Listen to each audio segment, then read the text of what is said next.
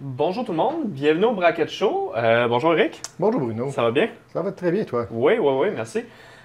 Donc aujourd'hui, dans la série des design patterns, on va aborder un pattern qu'on a récemment eu besoin pour un projet, le composite pattern. Donc je pense que tu veux nous en parler un peu plus en détail. Oui. En fait, c'est ça, parce que dans notre série sur les design patterns, je trouvais que le composite, c'est une belle suite logique. On a parlé déjà de plusieurs autres patterns. Euh, En fait, ce que je voulais dire aujourd'hui sur le design pattern, un peu parler pourquoi c'est utile, puis dans quel contexte on peut s'en servir. Fait que je vais donner une couple d'exemples là-dessus. Ouais, puis je pense, si je me trompe pas, que tu voulais nous parler un peu aussi du fait que, après avoir vu le pattern selon Gang of Four, il y avait peut-être des choses à voir, à discuter là-dessus. Ça a engendré une belle Ouais, il discussion. y a des discussions. Fait qu'on va voir un peu les différents aspects de ça. En fait, pourquoi le design pattern composite est utile? À la base, c'est quand on veut gérer une série d'objets, tous de la même façon, mais que certains de ces objets-là sont des groupes de d'autres objets. L'exemple classique, on pourrait penser à faire un file system, par exemple. OK. Un dossier peut contenir autant d'autres dossiers que des fichiers, donc c'est vraiment un pattern composite, puis ça va hiérarchiquement dans une structure. Puis l'exemple qu'on va faire tantôt, ça va être un petit peu ça. On va faire un simili file system. Puis la beauté du composite, c'est que la structure permet d'appliquer une méthode sur la racine qui va explorer toute l'arborescence du composite pour retourner OK. un résultat, une valeur ou faire un calcul ou faire une action. Parfait. Euh, donc, c'est ça. Fait que l'idée de ça, c'est qu'on ne veut pas être obligé de prendre des décisions selon le type des objets dans la structure.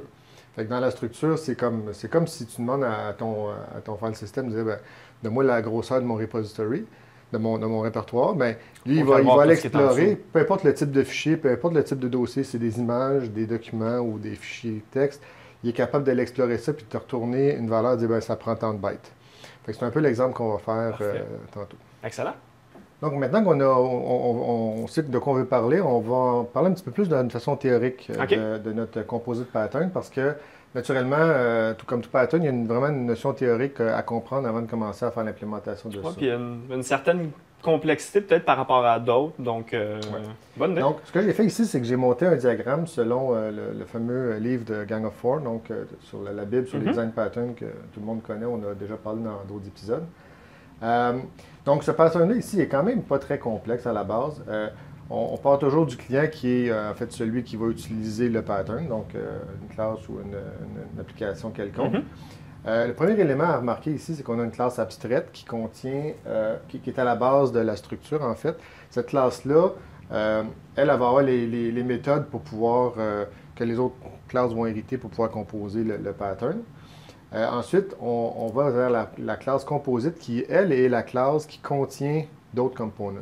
Donc, c'est de là que le pattern composite se dessine. Donc, cette classe-là a une référence sur une liste de children, donc une liste d'éléments de type component. OK. Si on pense à l'exemple qu'on va faire tantôt, là, on parle d'un dossier, par exemple dans un file Exactement. system. C'est le Parfait. parallèle serait un dossier. Puis, le component aussi peut être aussi un leaf, qui est en fait un élément de bout de ligne dans lequel il n'y aura plus d'autres éléments à la suite. La beauté de ce pattern-là, c'est qu'étant donné que toutes ces classes-là sont des types components, bien, on peut tous gérer les éléments comme étant des components indépendamment. C'est là qu'on n'a pas besoin de faire de vérification de type ou quoi que ce soit, parce que tout ce que les méthodes qui sont exposées dans le component font, bien, on peut les appeler n'importe quand. OK. Moi, par exemple, je regarde ça, puis quand on avait parlé de faire la présentation sur ce pattern-là, c'est un peu ce qui avait parti une discussion. C'est moi le fait que ton add et ton remove sont implémentés dans ton leaf, donc dans une classe qui n'est pas supposée d'avoir d'enfants, c'est un peu illogique. Il y a quelque chose qui ne marche pas avec ça. Ouais. En fait, ça, c'est vraiment le design pattern comme il est décrit dans Gang of Four. Mais dans le livre aussi, si vous le lisez comme il faut, il y a une discussion par rapport à ça au niveau de est-ce que ces méthodes-là, puis on parle ici des méthodes add et méthodes remove, comme on Mhm. disait, ces deux méthodes-là, il y a deux places où les définir. On peut les définir dans le component ou on peut les définir au niveau du composite, ce que j'ai fait ici, puis je vais illustrer sur un autre diagramme. Donc, sur un autre diagramme ici, j'ai retiré les méthodes du component pour les mettre seulement au niveau du composite. Ça fait des livres qui sont plus clean. Ouais.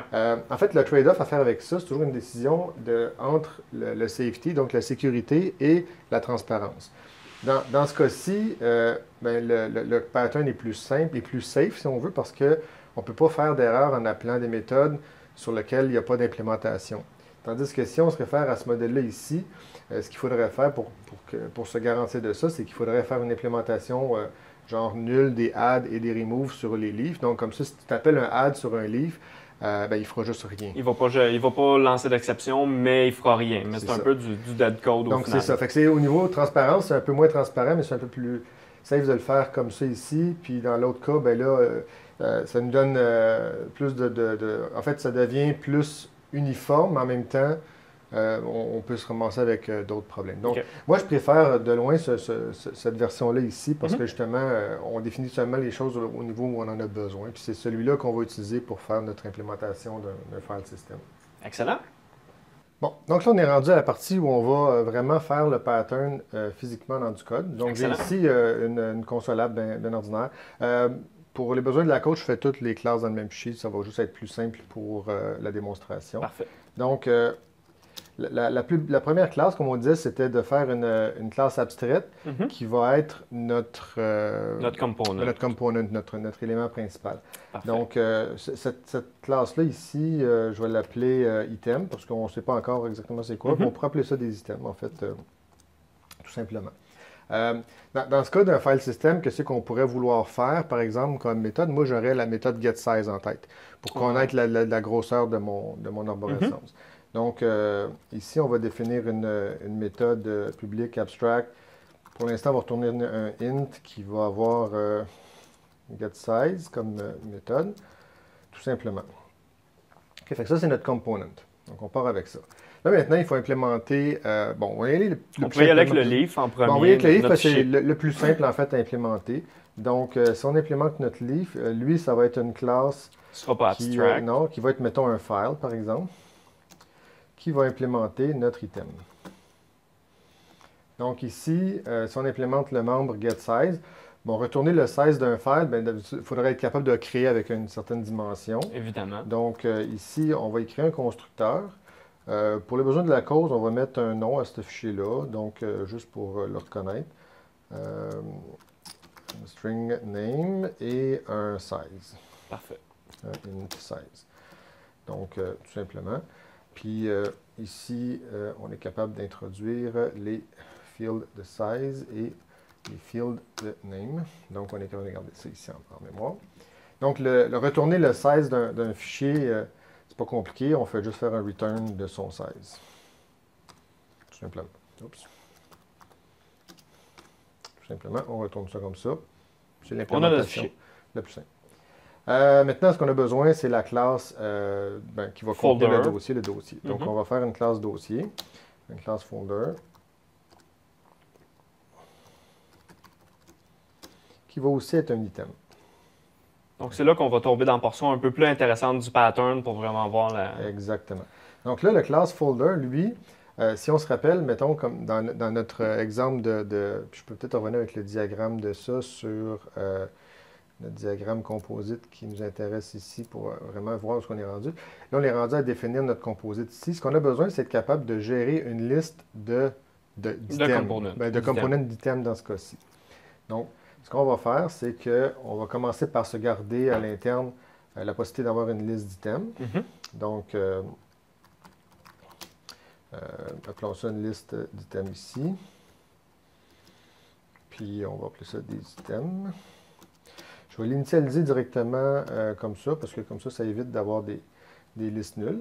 Okay? Parfait. Ce qu'on a besoin d'avoir, c'est des méthodes pour ajouter puis retirer des fichiers. On va juste faire l'implémentation d'ajout pour l'instant. Donc, add item. Qui va recevoir notre item qu'on va ajouter par la suite. Le autocomplete, c'est toujours le fun, sauf quand ça ne fait pas ce que ça doit faire. Hein? Ouais. Donc, ici, on a un item. Donc, tout ce qu'on a à faire ici, c'est d'ajouter à la liste l'item directement. Donc, add item. Donc, ici, on est là. Donc, le getSize, en fait, sa seule façon de faire ça, on peut vraiment faire une implémentation super simple avec LinkU. Donc, on appelle nosItem.sum. Et puis là, on peut dire l'item i.getSize. Donc, on fait la somme des getSize de chacun de nos items.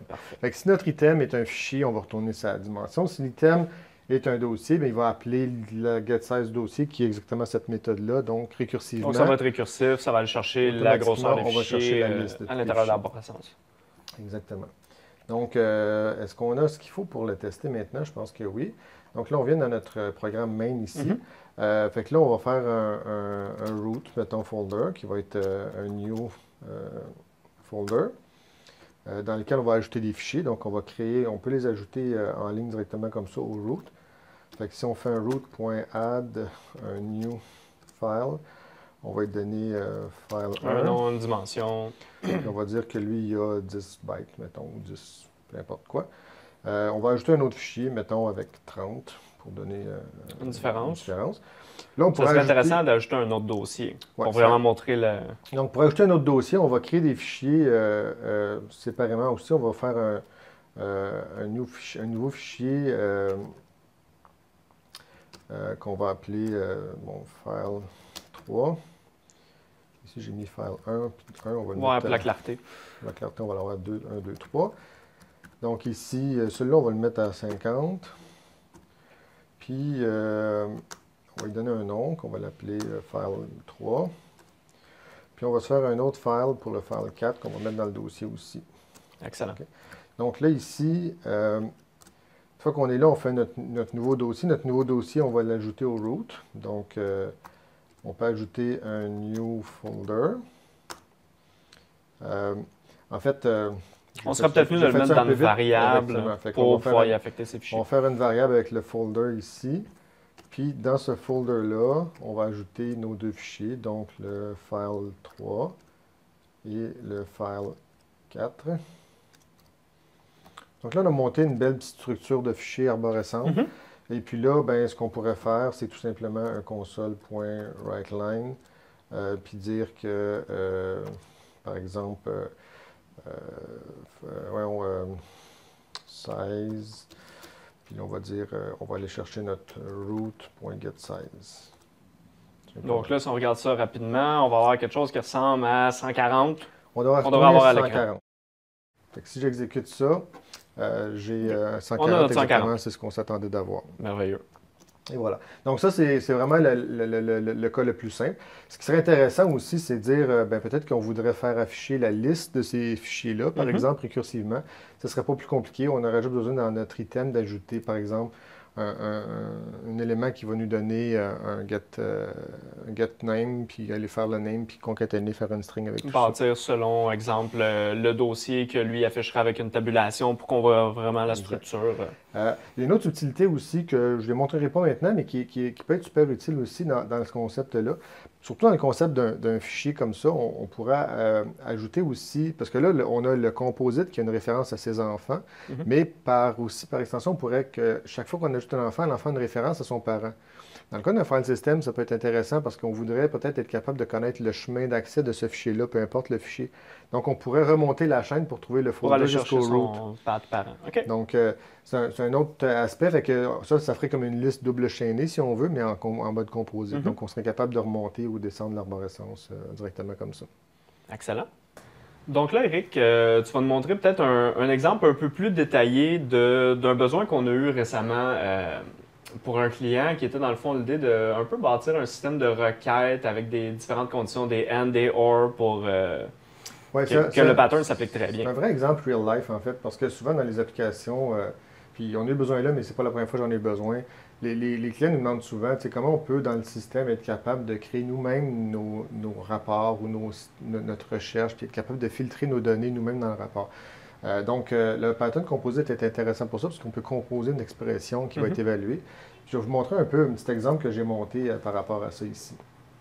Donc, premièrement, on reconnaît ici le diagramme composite avec un petit peu d'extension. Je vais vous faire un petit peu le tour de ça. Donc, on a notre programme ici qui, lui, a une référence. C'est toujours notre client. Qui a une référence sur l'élément qui est le component, qui est une expression. Donc, dans ce système-là, vu qu'on a besoin de faire une évaluation logique de quelque chose, donc tout est géré comme étant une expression. Puis vous voyez ici, c'est une expression de type générique, de type T-modèle. Donc, ce que ça permet, cette expression-là, je l'ai fait vraiment générique, elle peut évaluer n'importe quel type de modèle. Donc, elle va recevoir en paramètre un modèle, donc ça peut être un produit, ça peut être un client, ça peut être n'importe quel objet de votre système. Puis après ça, tout le reste de l'arborescence va être capable d'appliquer des critères sur cet élément-là pour filtrer. OK. OK? Donc ici, le livre de ça, ben, pour l'instant, j'ai seulement défini le critère égal, donc pour vérifier si un des paramètres est égal à une valeur, donc c'est une façon de filtrer. On pourrait imaginer n'importe quelle autre clause de critères, par exemple des contains qui fait des lookups dans une autre table, ou des ranges, ou n'importe quel autre critère de sélection qui pourrait être mis là-dedans. Pour l'instant, j'ai le égal. J'ai ici de l'autre côté, du côté de mon composite en fait, j'ai une expression de base qui est une expression booléenne. Donc dans ce cas-ci, c'est la classe de base qui, elle, maintient la liste des références vers les autres expressions. Donc c'est vraiment mon pattern composite qui est défini là. Fait qu'elle, tout ce qu'elle définit, c'est la méthode add. Mais j'ai différentes versions de l'expression booléenne. Donc j'ai une expression AND pour si toutes les valeurs doivent être vraies, ou l'expression OR. Donc par composition, je suis capable de faire des clauses et ou. Puis en structurant les chaîner ensemble. Les chaîner, puis l'ordre de chaînage va définir un peu, si on veut, les paramètres, puis les parenthèses qui entourent tout ça. OK. Donc pour vous donner l'exemple de ça ici, on va aller dans... je vais vous montrer un peu comment on construit cette structure-là au départ dans un programme. Ce que j'ai fait ici dans le programme, c'est que j'ai créé mon expression racine, mon root. J'ai commencé par un AND, toujours typé avec mon modèle, dans lequel j'ai inclus une clause OR, puis dans lequel j'ai inclus deux clauses égales. Donc, mon modèle pour matcher donc, cette sélection-là doit avoir l'ID égal à 1, puis le name égal test 1. Et vu que c'est dans une expression et, il doit aussi avoir la date qui est égale à cette date-là ici, qui est le 10 février. Donc, ce que je fais ici, je vais faire afficher l'expression. Quand je disais tantôt que dans un modèle composite, on peut faire plusieurs méthodes. Dans ce cas-ci, si on revient sur mon modèle... Parce que là, on pourrait avoir autant l'équation logique de vérifier les conditions que d'afficher une formule mathématique, par exemple. Ou, dans mon composite, dans mon élément, j'ai deux méthodes. J'ai la méthode display qui va nous afficher l'expression logique qui essaie d'évaluer. Puis la méthode evaluate qui, elle, va nous retourner un true-false pour nous dire si ça match ou pas. Si ça remplit les conditions. Exact. Parfait. Donc ici, c'est ce que je vais faire. Je vais faire afficher l'équation logique. Puis ici, j'essaie avec différents modèles. Donc mon premier modèle ici match parfaitement l'expression. Donc j'ai l'ID 1, test 1 avec la bonne date. Dans l'exemple 2, ici, j'ai seulement remplacé le nom. Mais étant donné que ces deux critères-là, si on se rappelle, sont dans une clause OU, donc la clause OU va juste dire ben c'est un ou l'autre. Donc si je fais un changement ici, ça devrait quand même matcher. Puis ici, dans le dernier exemple, j'ai matché avec une date différente, donc l'expression ne devrait pas matcher. Donc si j'exécute cette expression-là, donc on voit ici que au début, j'étais capable de lister la structure de mon projet correctement, de mon expression. Donc j'ai modèle ID égale 1, le nom doit être égal à test 1, la date de création. Ensuite, ici, j'ai le premier modèle qui me dit qu'il match, le deuxième modèle avec le test 2 qui match, et le troisième modèle qui ne match pas parce que la date est différente. Je regarde ta première ligne qui nous montrait l'expression. Quelqu'un pourrait carrément prendre cette ligne-là, ou presque, puis aller la compiler dans un compilateur à côté, dans un autre programme. Exact. Ça serait quasiment valide. L'objectif de ça, c'est être capable qu'un utilisateur pourrait construire une expression avec les bons termes, puis on pourrait construire dynamiquement cette valeur-là. En fait, comme tu disais exactement, cette string-là ici, probablement, c'est quelque chose qu'on pourrait mettre carrément dans la base de données, la sauvegarder telle quelle, puis le système dynamiquement pourrait reconstruire l'expression. Une requête en fonction de ça, oui. En ce moment, on ne l'a pas fait, mais c'est le projet de faire ça souvent. Donc, si on veut regarder les différents morceaux de ça, je vous avais parlé on a vu le programme. Si on regarde, par exemple, comment on a défini l'expression, tout simplement notre component qui est juste la définition des méthodes avec notre évaluation générique sur un modèle et le display. On a après ça le Boolean Expression ici, qui est la classe de base qui, elle, maintient la liste d'expressions avec une méthode add qui permet de construire une chaîne d'expressions, peu importe si c'est des éléments booléens ou des critères, en fait. Donc, ça va être notre élément de démarrage, dans le fond, de toute l'implémentation. Donc, lui, il fait juste les add. Après ça, l'implémentation d'un end, par exemple, c'est super simple. Quand on fait l'évaluation ici, tout ce qu'on a besoin de vérifier, c'est est-ce que toutes les expressions, donc un all avec le link queue, est-ce que toutes les expressions, est-ce que l'évaluation est vraie en fait. Donc si le evaluate, on évalue récursivement chacune des expressions, puis si une expression est évaluée à vrai et que toutes sont évaluées à vrai, donc lui va on va avoir notre true false. Donc c'est vraiment le cas vrai. Ici on a un constructeur, parce que quand on le construit, moi j'ai fait, je ne sais pas si vous avez déjà vu ces constructions-là, c'est super intéressant. Au lieu de passer un enumerable ou une liste liste ou autre chose. Mhm. J'aime ça passer en params comme ça. Ça permet d'avoir beaucoup de flexibilité sur la façon de construire, d'appeler un constructeur, par exemple, qui a besoin de plusieurs éléments. Dans ce type de constructeur, on peut passer autant un énumérable, une liste, ou carrément une liste de valeurs manuellement. Ce que j'ai fait ici, moi, en fait, si on regarde dans le programme... Si je ne me trompe pas, un comparatif, mettons, quelqu'un qui voudrait voir par rapport à une classe du framework, je pense que string.format implémente Exact. ça avec les params. Donc, Exact. on peut passer une liste ou vraiment énumérer nos paramètres un par un. Fait qu'ici, vous voyez, j'ai fait vraiment passer 2 paramètres manuellement. Mais ce qui est l'avantage de ça, c'est que si ces paramètres-là venaient, par exemple, d'une liste ou d'une requête BD pour aller chercher les critères, bien, on les ajoute dans une liste ou dans une On énumérable. passerait la puis liste directement. Puis on passe la liste, puis ça va faire la même chose. Donc, l'évaluation du end est très facile, c'est all. Et puis ici, l'évaluation du display, bien, on met les parenthèses, puis on join chacun des critères avec un end. Donc, ça nous fait l'affichage. Si on regarde l'implémentation du OR, pas plus compliqué, la seule différence, c'est qu'au lieu d'avoir un all, on a un any. Donc, dès qu'on a un des critères qui est vrai ou un des sous-branches de nos critères est vrai, ça va être vrai. Donc, c'est l'implémentation du OR. Le reste est totalement pareil, puis on fait l'implémentation avec un OR au lieu du OR. Puis, la seule chose qu'il nous reste à voir maintenant, c'est le critère égal, que j'ai pas ouvert ici. Si on regarde le critère égal, lui, tout ce qu'il fait, en fait, c'est qu'on a une construction ici qui reçoit une expression. J'ai utilisé le modèle expression ici. La seule raison, c'est pour faire l'affichage en display. Okay.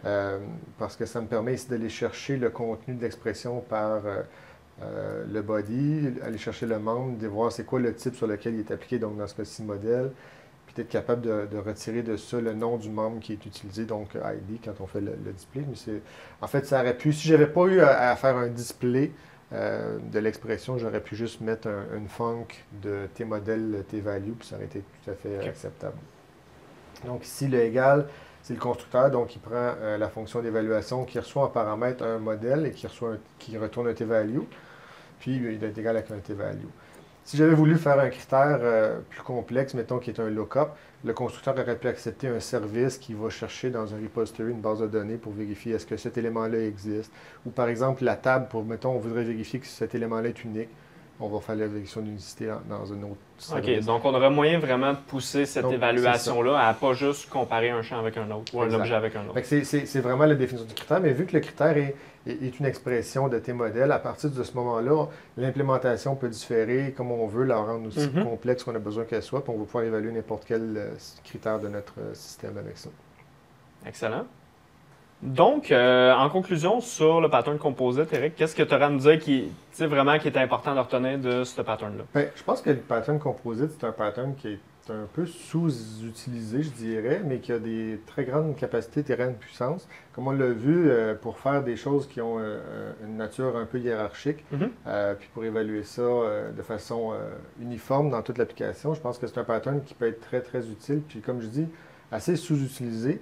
Moi, je vous invite à tester au moins une fois de le faire avec un cas simple et puis de bâtir là-dessus, comme le file system, c'était vraiment le cas le plus simple. Mais le cas, avec, comme vous avez vu, avec la logique d'évaluation d'expression, tout ça, puis tranquillement bâtissez sur ça. Puis je pense que c'est un pattern qui peut vous aider dans évoluer. Dans beaucoup de situations, on résout beaucoup de problèmes de composition puis de structure de code. Puis ça fait une expression qui est très, très clean à lire. Oui, effectivement. Excellent. Donc, évidemment, tout le code va être disponible sur notre site web, sur GitHub. Donc, n'importe quand vous voulez aller voir ça, n'hésitez pas, le code va être à jour à la fin de l'épisode. Merci beaucoup. N'oubliez pas de vous inscrire à notre channel YouTube aussi. Je ne sais pas si vous avez remarqué, mais YouTube ont changé un peu leur politique. Si vous faites juste vous inscrire à la liste, vous ne serez peut-être pas notifié des prochains épisodes. Il faut vraiment cliquer sur la petite cloche qui est à côté du subscribe pour être sûr d'être notifié des prochains épisodes. Ou suivez-nous sur bracketshow.com. Merci beaucoup.